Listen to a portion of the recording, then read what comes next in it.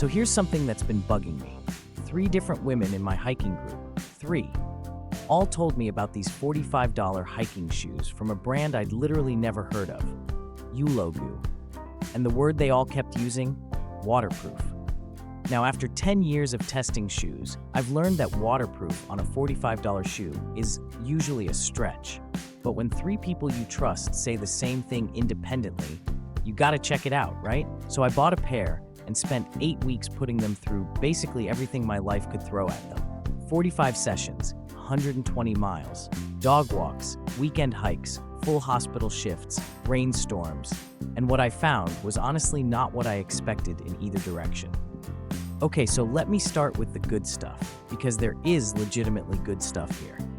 First time I laced these up for a morning walk with Duke. That's my 70-pound lab mix, who thinks every squirrel is a personal challenge. I noticed the weight immediately, or rather, the lack of weight.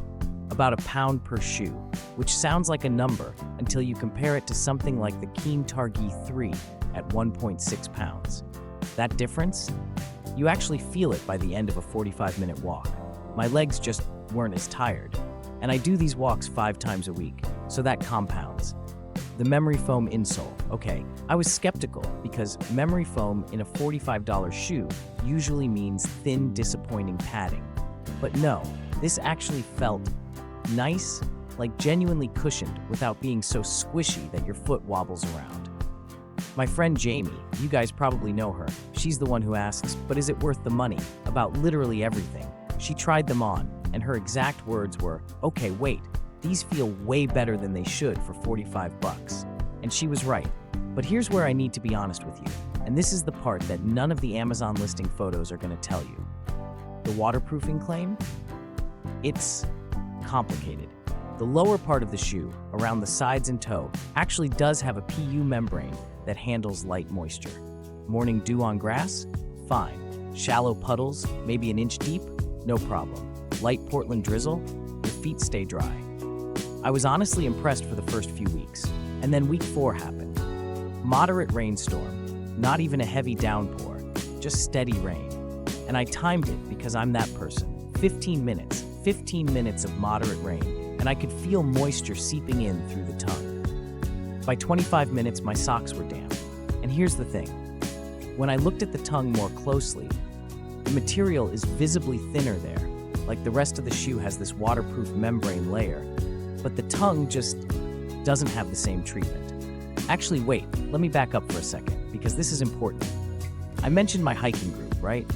Rachel, she wears a size 9, had the exact same experience independently, same timeline, same entry point, the tongue. This isn't a one-off defect or me being unlucky. It's a design decision. And I think the honest way to think about these shoes is water-resistant rather than waterproof. That reframing changes everything about how you evaluate them. Now, the comfort story gets interesting over time. Through the first 100 miles, easy 9 out of 10 comfort. The memory foam did its thing. Minimal break-in, no blisters, no hot spots. Past 120 miles, though, I could feel the foam starting to compress. Still comfortable, but that initial wow factor was fading. Jamie asked me when she should expect hers to feel different, and I told her honestly, probably month 2 or 3, if you're wearing them daily for walks. You guys are probably wondering about the work shoe angle since I mentioned hospital shifts. Look, I tested them for full 8-hour days on hospital floors. The cushioning genuinely helped compared to flat casual shoes. But, and this is a big but, these are not certified non-slip. On dry floors, fine, but if you work anywhere with spill risk, healthcare, food service, kitchens, these are not the right shoe. Several women I know in food service tried them and said no way. You need actual certified work shoes for that. I probably should have mentioned the sizing thing earlier too. Rachel's take and Amazon reviews back this up.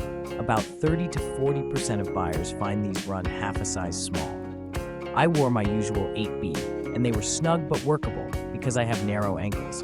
But if you're between sizes or have wider feet, size up. Just do it. Here's what I'm thinking as I'm saying all this. The value math is actually what makes these interesting, not any single feature. At $45, if you get 6 to 9 months out of them, which is realistic for moderate use, That's about 23 cents per wear. Compare that to a Merrell Moab 3 at $135 that lasts 18 to 24 months. That's about 45 cents per wear, with significantly better waterproofing and durability. So the ULOGU gives you roughly 60 to 70% of the premium experience at 35% of the price. Whether that math works depends entirely on what you need. So here's my final take, and I'm giving you this the way I'd give it to a friend.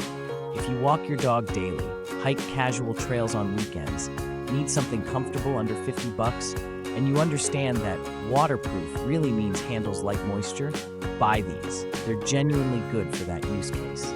I'd give them a solid 7.2 out of 10. But if you need real waterproofing for sustained wet weather, if you hike technical terrain, or if you need certified work shoes, look elsewhere. Spend the extra money on something purpose-built. Remember those 3 women who recommended these to me? I went back to them after my testing. All 3 still wear theirs. All 3 also agree the waterproofing isn't what they initially thought, but all 3 said the same thing. For what they paid, for how they use them, they'd buy them again. And honestly, I think that says more than any rating number could. Full review with all the details and comparison data is up on Footgearusa.com. Check it out. Leave me a comment about your experience if you've tried them, and I'll catch you in the next one.